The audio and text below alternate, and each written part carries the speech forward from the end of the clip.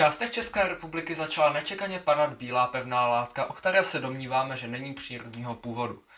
Proto jsem vyslal do Brna mého reportéra, aby o tom něco zjistil a případně i otestoval. Naschledanou. Jestli jste si všimli, dnes tu vše sněží. Ale co tu padá? Je to perník. Ale od koho? Od krtečka. Zjistili jsme to zhruba v ranních hodinách, když jsme jeli cestou do Brna a právě nám došla zpráva. Co se tu děje? Krtkovi bouchnovarna. Už asi 5. kotel.